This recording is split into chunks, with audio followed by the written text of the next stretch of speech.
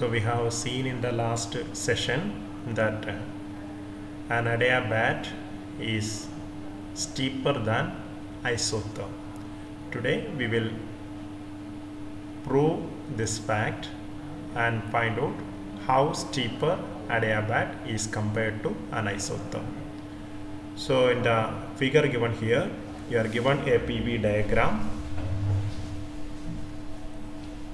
in which the two curves are shown, one corresponding to an isotherm and the other one corresponding to adiabat.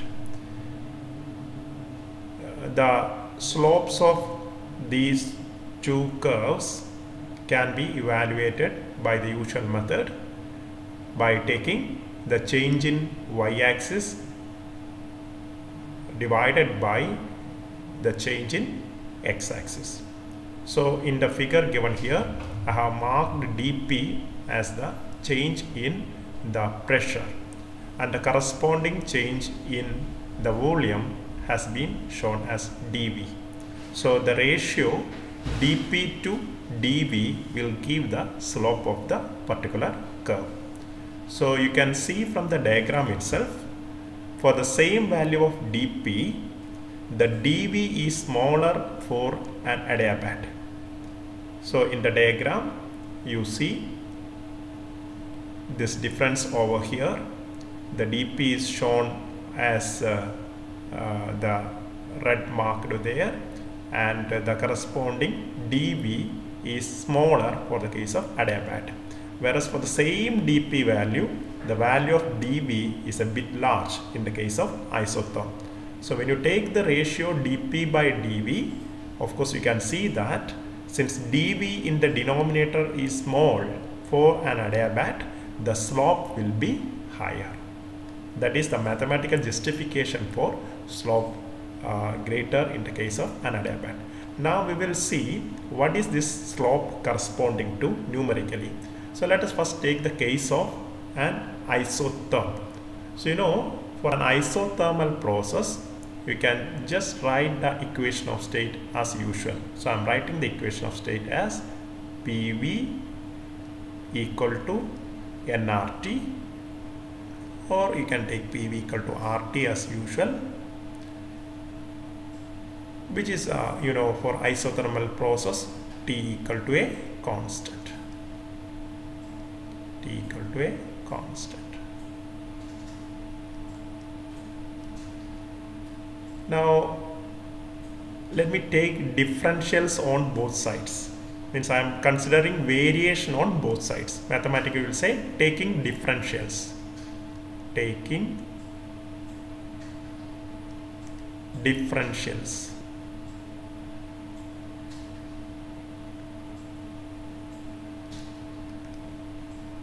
On both sides. So I will get P dV, because both P and V are varying. So I will get the first term as P dV plus V dP. So that is a UV role of differentiation. I have taken total differential P dV plus V dP, and what will be the result on the other side? N is a constant, R is the universal gas constant, and during isothermal process we have considered that the temperature is a constant. So right side is completely a group of constants, hence you'll be taking, or you'll be getting it is equal to 0, because right side is a constant. Differential of a constant means change in the value of a constant is equal to 0. Now let me rearrange this equation. I am taking slope of this graph is given by dP over dV. That is nothing but delta y by delta x. It's of the form dy by dx. That represents the slope of a graph between y and x. So I am interested in dP by dV. So let me rearrange it in that way. So instead of using total derivative, let me use partial derivative. So I am writing, instead of dP, I am writing for the time being dou p. So I am writing dou p by dou v. Dou p by dou v. You will understand why I have taken the partial derivative, because I have kept temperature as a constant. So let me say that the temperature is kept a constant. The meaning of this equation is that I have taken the derivative of p with respect to v, keeping the temperature as a constant. That's the meaning of this partial derivative. You know when to use partial derivative and when to use a total derivative. Now on rearranging this one, how do you get it? So you will be getting on the right side it is equal to, there will be a negative sign, hope you can understand, p by v. P by v. So this is what you are going to get. So let me say that this is my equation number 1. So what is this equation representing? Dou p by dou v. It is nothing but equivalent to dp by dv, which represents the slope of that isotherm. So this value, the slope of this curve 1, 2 in the diagram is given by equation number 1 here. So this gives you the slope of isotherm. Slope of isotherm. Okay. Now I think I need not explain how to get this equation. That is clear. I think on rearranging this one, maybe if needed I can do it here. So you will be getting this equation as something like p dv, that is an intermediate equation, is equal to minus v dp. That is what I am going to get in between. And now you take dp by dv, you can take this dv to this side, and you can take this v to this side, and you will get the equation number 1 that directly. So that is a situation with an isotherm.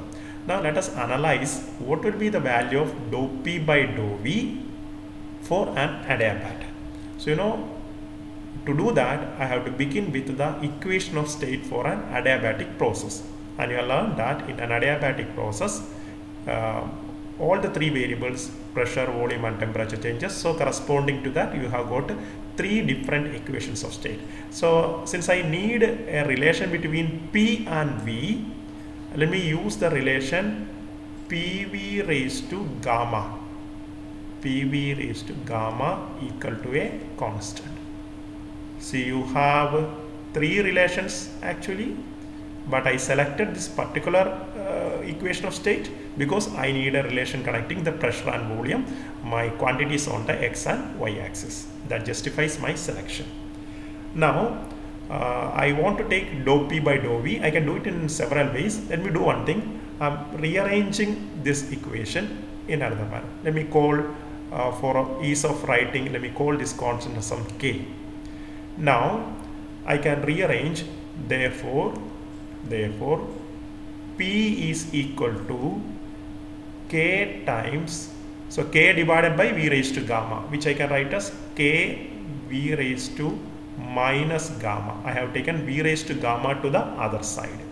So let me say that this is my equation of state in another form.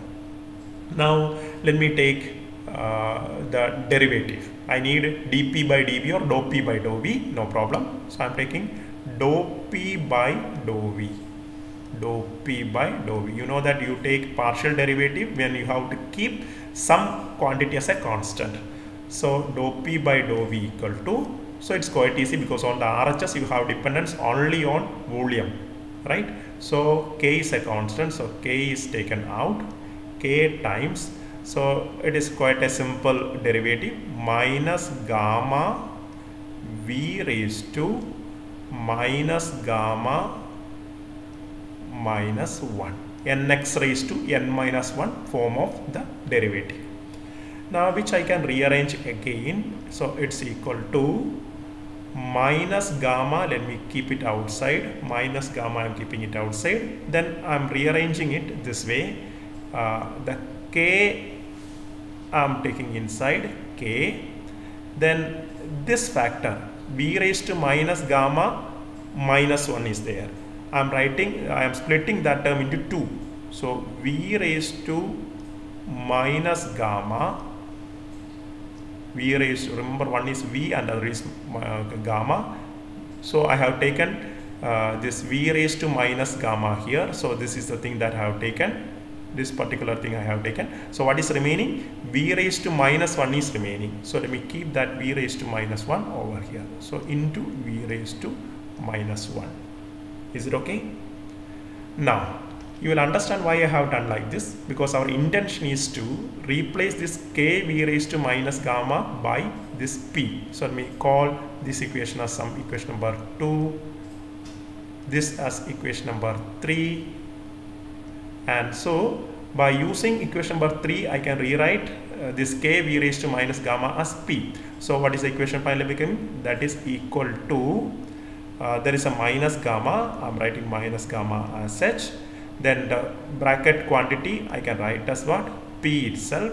So that is p, and you know this is v raised to minus 1, which I can write 1 by v. So p divided by v. So that is your equation. We call this equation as equation number 4. And you know the left side is dou p by dou v, dou p by dou v, which is nothing but representing dp by dv, the slope of the adiabat.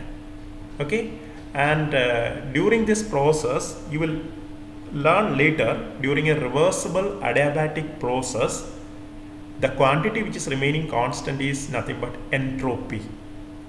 We haven't yet discussed about entropy, but for the time being, let me introduce for completeness that this particular derivative or partial derivative has been taken by keeping the entropy of the system as a constant. So let me write this one in this way to make it a complete partial derivative. So I am writing S. S denotes entropy. So remember this fact that a reversible adiabatic process is happening at constant entropy, which we will justify later in a later module number 3. So now we are in a state to compare. So this equation number 4 gives nothing but the slope of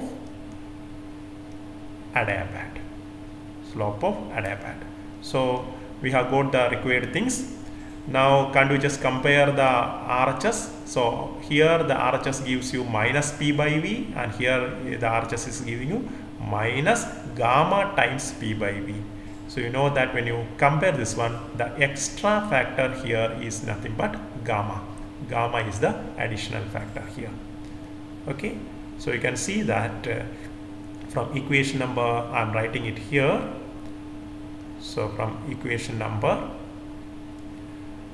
1 and 4, 1 and 4 indicates that you can write dou p by dou v at constant S. So when you say at constant S, remember or understand that that is an adiabatic process, and we consider all these processes are reversible to be an ideal one.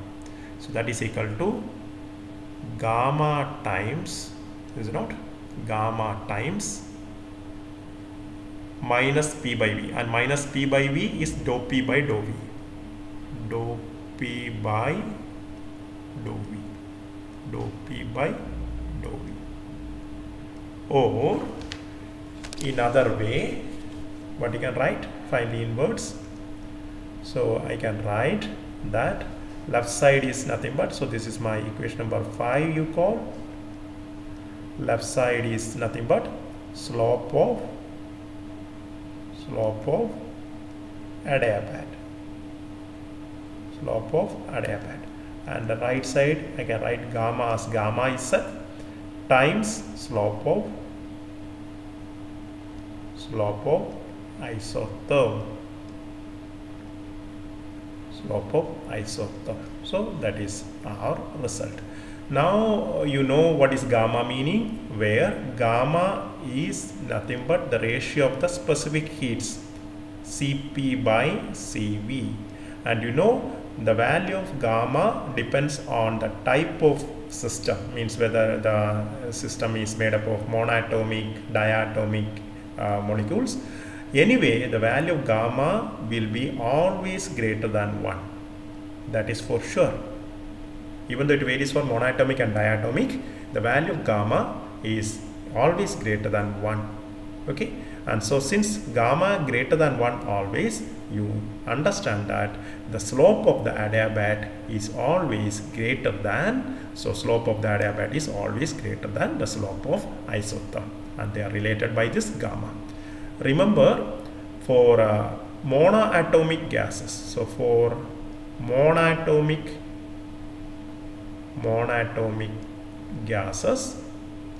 gases will take gamma is equal to, there is a standard value, 5 by 3.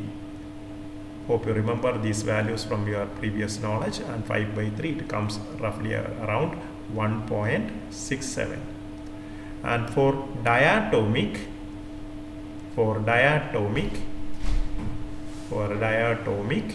the value of gamma is 7 by 5. Gamma is 7 by 5, and whose value comes roughly at some 1.4 or precisely some 1.41. So that concludes our statement, justifies our discussion that an adiabat will be always steeper than an isotherm, and the relation is that they are connected by gamma, the ratio of specific heats. So we conclude the session here. Thank you.